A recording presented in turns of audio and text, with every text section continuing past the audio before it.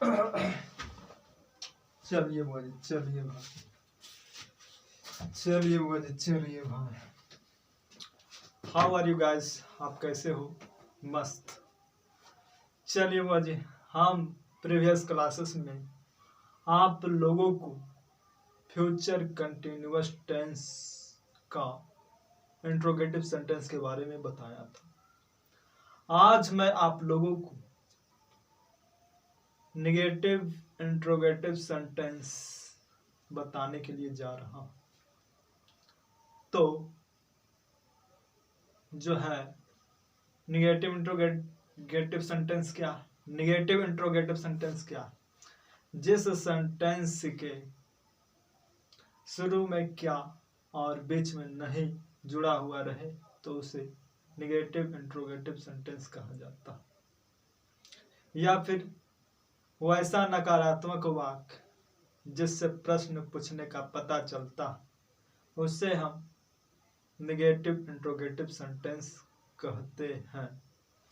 तो चलिए, future continuous tense के बारे में मैं आप लोगों को बताया था कि जिस टेंस से पता चलता है कि कोई भी काम आने वाले समय में पूरा होगा तो उसे हम फ्यूचर कंटिन्यूअस टेंस का वाक्य कहते हैं। अब देखो भाई, फ्यूचर कंटिन्यूअस टेंस जो है इसके नेगेटिव इंट्रोगेटिव सेंटेंस को बनाने का जो नियम उसमें बताया था कि आई और वी के साथ शैल बी का यूज होता है, बाकी सब्जेक्ट के साथ विल बी का यूज होता है। तो इसमें देखिए कि नेगेटिव इंट्रोगेटिव सेंटेंस का बनाने का नियम क्या। तो सबसे पहले शैल या will plus not plus subject plus be plus before plus other word होता है। आधुनिक प्रयोग ये है। और परंपरागत प्रयोग में क्या है? शैल या विल दे दो, शैल या will plus subject plus not plus be plus before plus other word plus question mark या साइन ऑफ इंट्रोगेशन कह सकते हैं। क्या बोले? शैल या will plus subject plus not plus be plus before plus other word plus question mark. तो चलिए आइए हम बनाते हैं।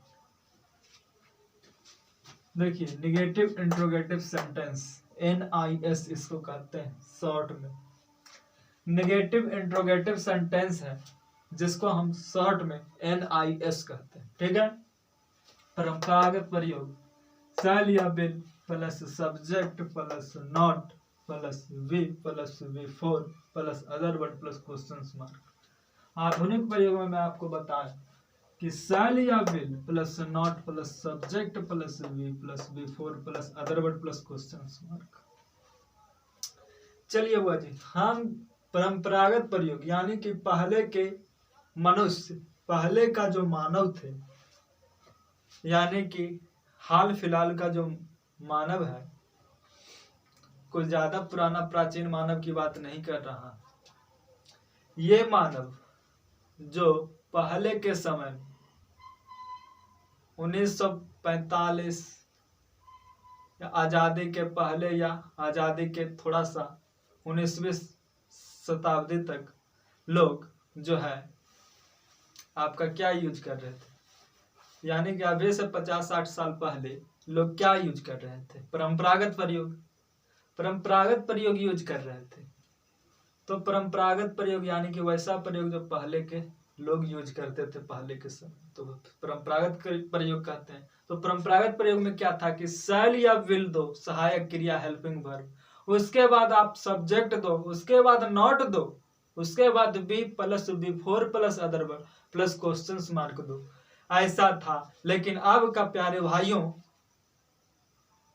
अब क्या है कि अब आधुनिक प्रयोग का इस्तेमाल काफी धड़ल्ले से हो रहा, काफी तेजी से हो रहा।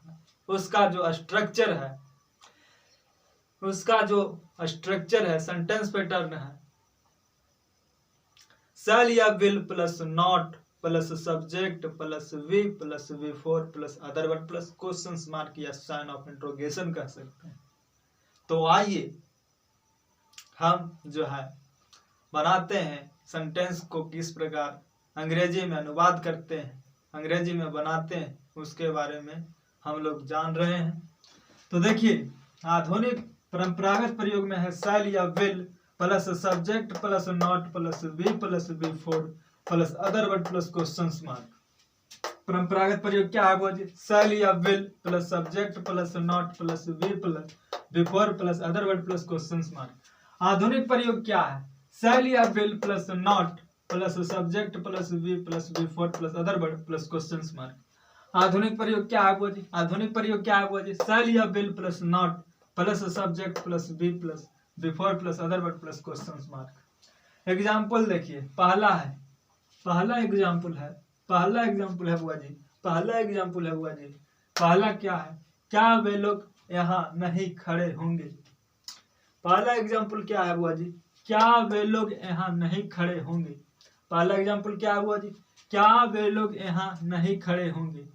तो सबसे पहले आधुनिक प्रयोग का ही आप इस्तेमाल करना। ज्यादातर प्रयोग आधुनिक प्रयोग का ही होगा, ज्यादातर जो इस्तेमाल हम करेंगे आधुनिक प्रयोग का ही करेंगे। तो चलिए यहाँ पर शैल या विल देना है सब्जेक्ट के अनुसार, है ना। तो देखिए बुआ जी, सब्जेक्ट क्या है? दे है, वे लोग है, वे लोग सब्जेक्ट है, तो वे लोग का इंग्लिश दे होता। तो दे क्या है? थर्ड पर्सन का प्लूरल है, थर्ड पर्सन का प्लूरल नंबर है ना। तो देखिए दे देंगे, दे नहीं देंगे, दे है तो दे में हेल्पिंग वर्ब क्या लगता है? विल लगता है। तो विल देंगे, सब्जेक्ट के अनुसार क्या करा? शैल या विल। तो विल देंगे, will not they way, subject हो गया दे। उसके बाद क्या करना? बिफोर लगाना। बिफोर है खड़ा होना, खड़ा होना को होता स्टैंड, STAND, ING जोड़ देंगे V1 में, तो बिफोर हो जाएगा स्टैंडिंग। उसके बाद अदर वर्ड कह रहा है, अदर वर्ड क्या? अदर वर्ड यहाँ, अदर वर्ड क्या है? यहाँ का क्या हो जाएगा? हियर हो जाएगा, HERE, हियर। उसके बाद साइन ऑफ इंट्रोगेशन कहता, तो साइन ऑफ इंट्रोगेशन दे दिए। चलिए भाई, क्या सोनी आज सबक याद नहीं कर रही होगी? तो सबसे पहले क्या? शैल या विल देना। यहाँ पर देखो सोनी नाम है, थर्ड पर्सन सिंगुलर नंबर है ना। तो देखिए बुआ जी सोनी, तो सोनी के अनुसार जो है हेल्पिंग वर्ब विल लग जाएगा। तो will not Soni be, will not Soni be. Before क्या है? आद करना, है ना। आद करना का रिमेम्बर हो जाएगा REMEMBER, ING, रिमेम्बरिंग। और अदर वर्ड हो गया आज सबक, रिमेम्बरिंग ए लेसन टुडे, ए लेसन में सबक, लेसन, ए लेसन टुडे, TODAY। उसके बाद साइन ऑफ इंट्रोगेशन दे दिया। चलो बुआ जी, क्या लैला आज पुस्तक नहीं पढ़ रही होगी? तो विल नॉट जिसका संक्षिप्त रूप शॉर्टकट वॉन्ट होता, क्या होता है वो जी? वॉन्ट। विल नॉट का संक्षिप्त रूप, विल नॉट का शॉर्टकट फॉर्म, विल नॉट का शॉर्ट फॉर्म होता है वॉन्ट। विल नॉट का शॉर्ट फॉर्म क्या होता है? वॉन्ट। और शैल नॉट का शॉर्ट फॉर्म होता है सेंट। क्या होता है? सेंट होता है। शैल नॉट का शॉर्ट फॉर्म क्या होता? सेंट होता। तो चलिए विल नॉट के जगह पर वॉन्ट यूज करेंगे या शैल नॉट के जगह पर सेंट यूज करेंगे। तो चलिए बुआ जी, क्या लैला आज पुस्तक नहीं पढ़ रही होगी? क्या लैला आज क्या पुस्तक नहीं पढ़ रही होगी? तो वॉन्ट दे दो। विल नॉट का शॉर्टकट रूप बताए थे, क्या होता है? वॉन्ट होता है। तो want Laila, want Laila, Laila LAILA, want Laila, want Laila. चलिए वही want Laila way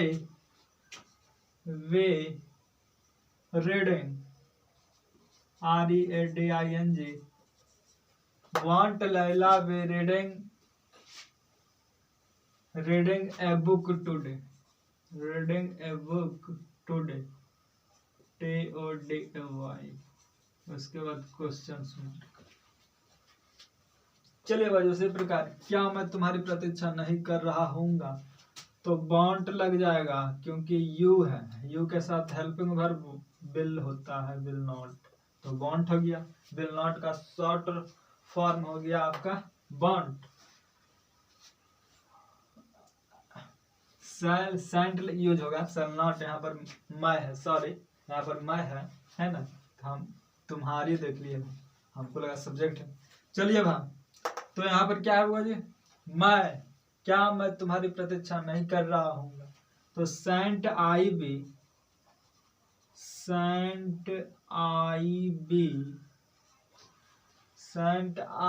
waiting WAITING waiting for you, waiting for you, तुम्हारी प्रतीक्षा, वेटिंग फॉर यू हो जाएगा, sign of interrogation question mark. चलिए भाई तो ये आपका फ्यूचर कंटिन्यूअस टेंस का नेगेटिव इंट्रोगेटिव सेंटेंस फिनिश हुआ, और नेक्स्ट क्लास में आपको मैं WH क्वेश्चंस बताऊंगा। तो आज का क्लास बस इतना। Thank you, well done.